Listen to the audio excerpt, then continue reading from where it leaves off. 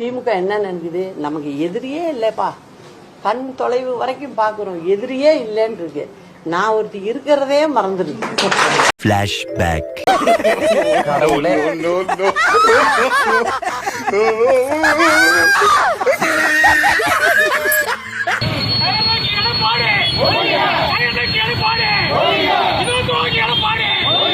சாமி, ஆளையும் சரி ஆளையும் சரி என் தம்பி தான் போடுவான், என் தம்பி அவன் போட முடியாது. நீ வேணா வயசுலையும் வளர்த்துலையும் கணத்திலையும் பெரியவனா இருக்கலாம், ஆனா என் தம்பி வீரத்திலையும் ஞானத்திலையும் கொடுங்க.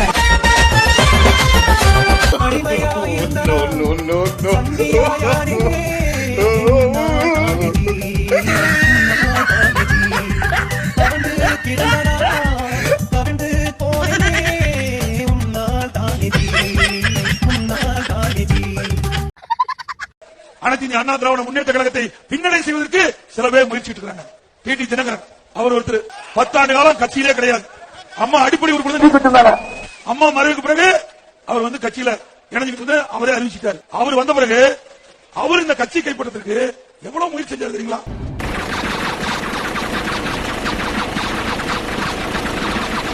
இந்த கட்சியை பின்னடைவு செஞ்சு பிஎஸ்ஐக்கு திமுக வருவதற்கு சில பேர் சதித்திட்டம் தீட்டிட்டு இருக்காங்க.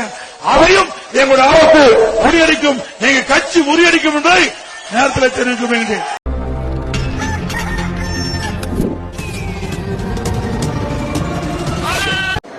இந்த தேர்தலில் உங்களுக்கு சொல்ற பழனிசாமியின் துரோகம் வீழ்த்தப்படும். அதற்கு அம்மா மக்கள் முன்னேற்ற கழகம் தான் அதற்கான ஜனநாயக ஆயுதம். இதற்காக அம்மா மக்கள் முன்னேற்ற கழகம் எந்த ஆயுதத்தை கையில் எடுக்க போகிறது என்பதை நீங்கள் பொறுத்திருந்து பாருங்கள்.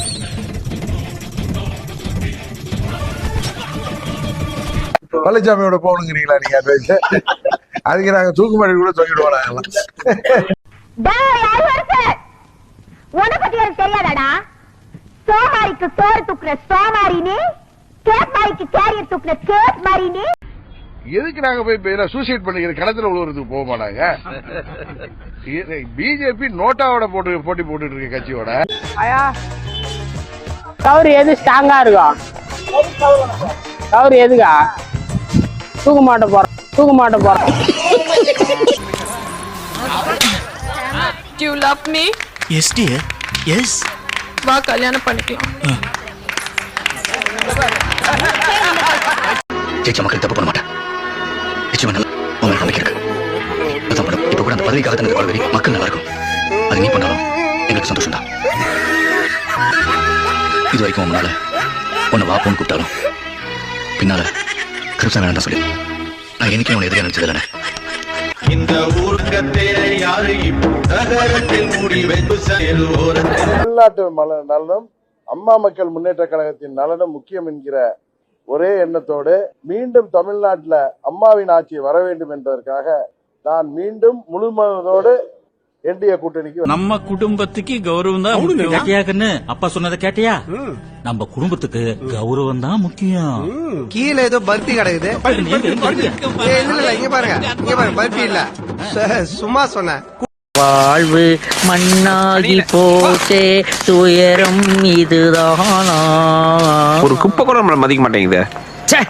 இதுக்கு மேல கேவலப்பட முடியுமாடா நம்மளால? வெறுப்பா இருக்குதா? என்ன ரெஸ்டா? திகார் இவன் திகாருக்கு போதெல்லாம் என் அடி வயித்துல பகீர் இருக்குதுடா. எப்படி இருந்தா நாம இப்படி ஆயிட்டோம்டா. தேங்க்யூ. இது என்ன பிரமாதம்? இது விட பெசலைட் ஒண்ணு இருக்கு, கூவுடா. ஆக்சுவலா எல்லா மாநிலங்களிலும் உள்ள நுழைஞ்ச உடனே நம்ம சபாநாயகர் எழுந்து நிற்பாங்க, ஆளுநர் போய் நிற்பாங்க, சபையே எழுந்து நிற்கும், தேசிய கீதம் இசைக்கப்படும். உடனே அடுத்த நிமிடம் கவர்னர் உரைய ஆரம்பிப்பார்கள். தலை கோயிலுக்குள்ள போய்விடும். என்னையா சொல்ற?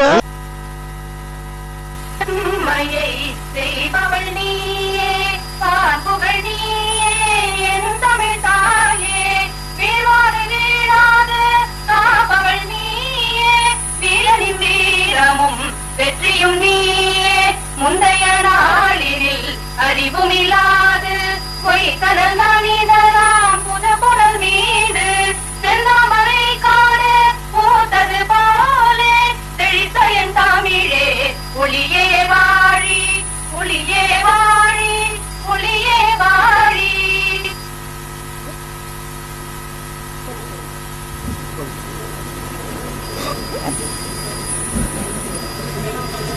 அனைவருக்கும் வணக்கம். ஈதல் இசைப்பட வாழ்தல் அதுவல்லது ஊதியம் இல்லை உயிர்க்கு. போய் குத்துன வை கிட்னி ஒண்ணு கொய்யா வெளிய வந்துற பாக்குறடா. கிளம்பு கிளம்பு அந்த போச்சு கிளம்பு கிளம்பு கிளம்பு கிளம்பு விடிஞ்சிருச்சு கிளம்பு கிளம்பு சிகிதா சிகிதா சிகிதா. அண்ணாங்கப்பா எடப்பாடி டெபாசிட் காலிப்பா. எடப்பாடி டெபாசிட் காலி. எடப்பாடி டெபாசிட் காலி. அப்படி எழுதிங்க. டெபாசிட் காலி. வரதேர்ல எடப்பாடி டெபாசிட் காலி. சட்ட கிழிஞ்சிருந்தா தச்சு முடிச்சிடடா. நெஞ்சு கிழிஞ்சிருக்கு எங்க முறையே.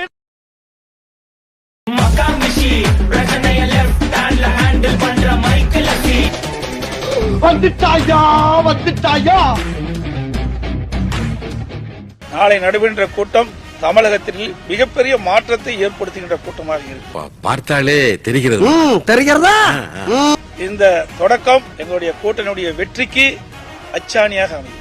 இதனால் வரை இல்லாத ஒரு வளர்ச்சியை தேர்தல் மூலமாக வெற்றி பெற்று மக்களுக்கு வழங்கும் என்பதை இந்த நேரத்தில் தெரிவித்துக் கொள்கிறேன். வந்துட்டாலும் பெரிய ராஜராஜ சோழன் அப்படியே கத்தி எடுத்து சண்டை போட்டு சொடக்கட்டின்னு ஜெயிச்சிருவாரு. 2026 நான் இப்போ சொல்றேன். ரெட் அண்ட் பிளாக் அடிச்சு நொறுக்குறான். ஸ்குவாடே க்ளோஸ் பண்றாங்க. அடுத்து அவங்க ஃபேமிலியா இருக்க மாட்டாங்க. என்னப்பா நீ பைத்தியம்? நீ என்ன வேணாலும் பேசலாம், நாங்க அப்படியா? ஃபேமிலிக்கு இந்த அடுத்த வருஷம் என் மகன் இங்க துணை முதலமைச்சர். இந்த இதுக்கெல்லாம் இங்க வேலை இல்ல. எப்படி சார் நீங்க வாங்க வாங்க, ஏன் பயப்படுறீங்க? வாங்க, அடிக்கலாம் மாட்டேன் வாங்க. 2026 சீஃப் மினிஸ்டர் ஆஃப் இந்தியா யாருங்க? விஜய். பட்டு கருப்பட்டிய வாசமுள்ள ரோசாவா நீங்க? விஜய். இன்னும் கொஞ்சம் கெஸ் பண்ணி சொல்லுங்க. விஜய் மட்டும். சீஃப் மினிஸ்டர் வந்து இந்தியாக்கு இருக்கீங்களா? தமிழ்நாட்டுல?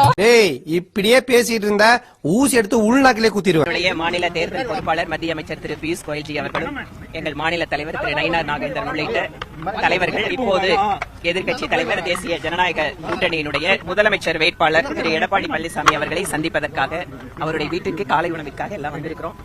போய் சாம்பார் சோறு தின்னு போ. தேசிய ஜனநாயக கூட்டணி என்பது நிச்சயமாக 26 தேர்தலில் வெற்றி பெறக்கூடிய கூட்டணியாக மாறிக்கொண்டே இருக்கிறது. ஒவ்வொரு நாளும் எங்களுக்கு பலம் சேர்ந்து கொண்டே இருக்கிறது.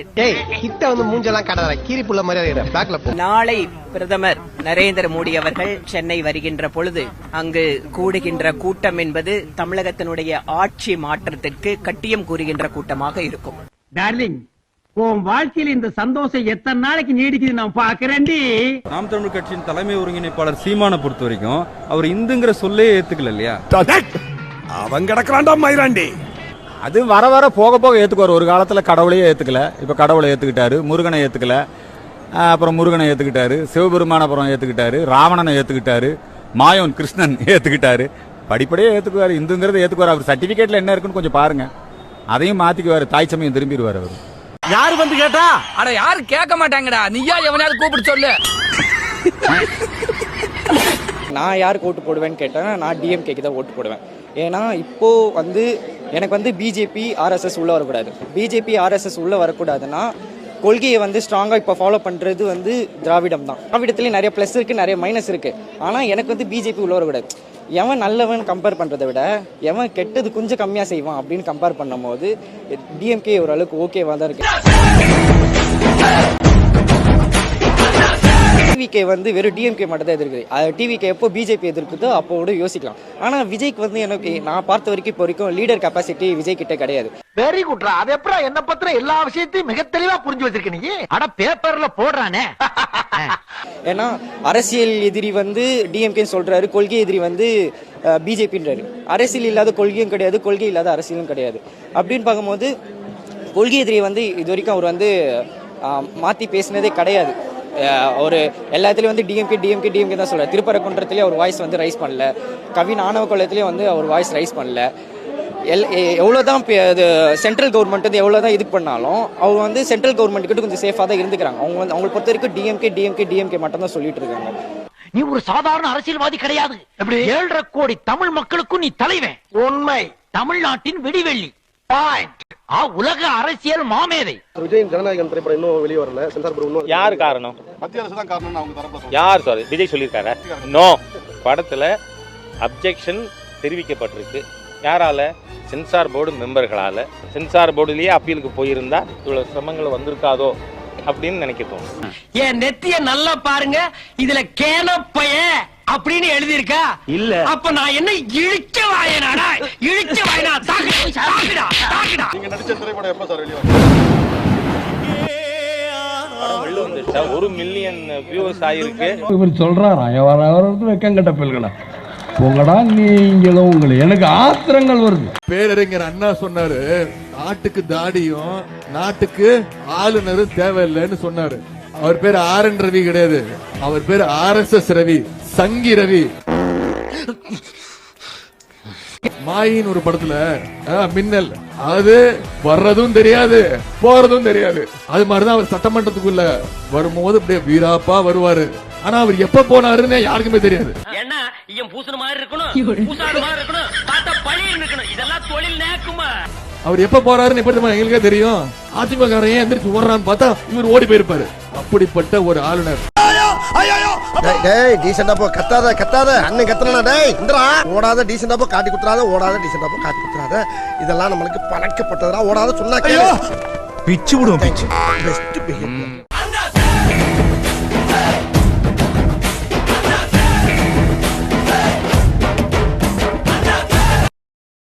எங்களோட தலைவரும் சரி கட்சியும் சரி யாருக்கும் அடிபணிந்ததா வரலாறும் கிடையாது, சரித்திரமும் கிடையாது. அம்மா அவர்களை சந்திக்கணும்னு சொல்லிட்டு ஒரு அப்பாயின்மெண்ட் கேட்டிருக்கோம். அவங்க கூடிய சீக்கிரம் எங்களை மீட் பண்ணுவாங்கன்னு நாங்கள் நம்புகிறோம். அவருக்கு தெரியும், கந்த புராணமும் தெரியும், எல்லா பிலாசபி தெரியும். ஏதோ அமைதியா 10 நிமிஷம் பேசுறதுனால அவர் எழுதி கொடுக்காமலேயே நம்பர் 1 நடிகரானவர். என்னை தூக்கி விடுறதுக்கு ஆளுங்க இருந்தாங்க, எங்கள் அம்மா அப்பா. எனக்கு ஒரு பேக்ரவுண்ட் இருந்தது, அதனால் இருட்டிலேருந்து என்னை ஒரு வெளிச்சத்துக்கு கொண்டு வந்தாங்க. அதே நேரத்தில் நான் வந்து 10 கம்பெனி ஏறி இறங்கி அப்படிலாம் நான் எந்த கஷ்டமும் படாமல் நான் வந்துட்டேன். ஒன்று தெரிஞ்சு போச்சுடா, இந்த பிரபஞ்சத்துல உங்க மத்தியில இந்த உசுரை காப்பாத்துறது ரொம்ப சிரமம். எலெக்ஷனுக்கு முன்னாடி ஜனநாயகன் ரிலீஸ் பண்ணா தளபதி விஜய் டைட்டில் கார்டு இருக்கும். எலெக்ஷன் அப்புறம் ரிலீஸ் பண்ணா மாண்புமிகு தமிழக முதல்வர் விஜய்னு டைட்டில் கார்டு போட வேண்டியதா இருக்கும். யோசிச்சுங்க. இந்த தட்டு முட்டு சாமா இந்த கெட்டு போன ஐட்டங்களா தூக்கினேன், உடனே கடையை காலி பண்றேன். எங்கடா காலி பண்ண சொல்ற?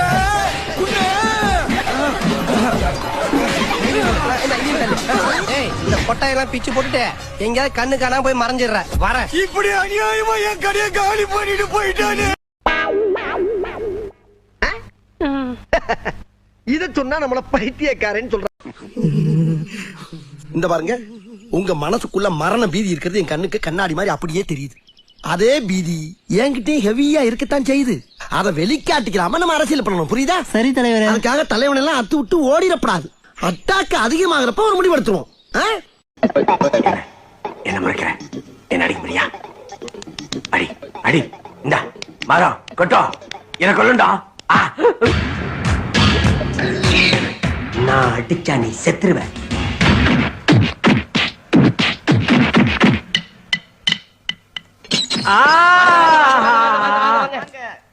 டேய் இது என்ன வித்தியாசம்? இப்போ விஜய் சிஎம் ஆயிட்டாரு, நீங்களும் வந்து கையெழுத்து போட்டீங்க, எல்லாமே பதவி ஏற்றாரு. திமுகவோட நிலைமை அப்ப என்னவா இருக்கும் சார்? திமுகவோட அவங்க ரியாக்ஷன் எப்படி இருக்கும்? திமுக ஒன்று இருக்காது சீரியஸா. திமுக அப்படிங்கறதே நாங்க வந்து ஃபர்ஸ்ட் வந்து நாங்க இதுல இருக்கிறது இல்லையா, தமிழ் எழுத்துக்கள்ல இருக்கிற அந்த திமுகவே அதுவே நிக்கிறோம்.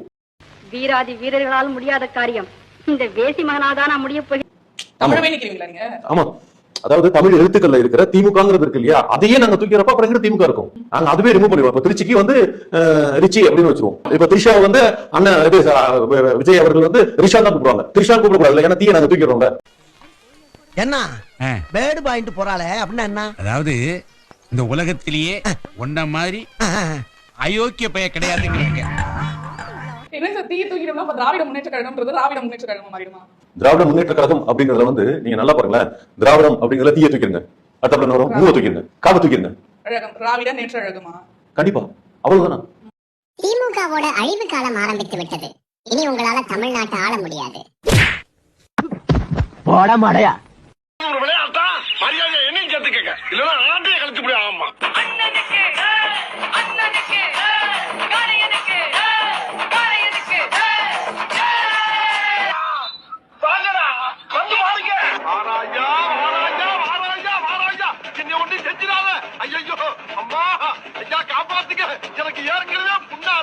இந்த வீடியோ உங்களுக்கு பிடிச்சிருந்தா கண்டிப்பா லைக் பண்ண மறக்காதீங்க. அப்படியே உங்க நண்பர்களுக்கும் ஷேர் பண்ணுங்க. நீங்க பண்ற ஒவ்வொரு லைக்கும் தான் இந்த வீடியோவை மற்ற நண்பர்களுக்கும் கொண்டு போய் சேர்க்கும். மறக்காம சப்ஸ்கிரைப் பண்ணுங்க.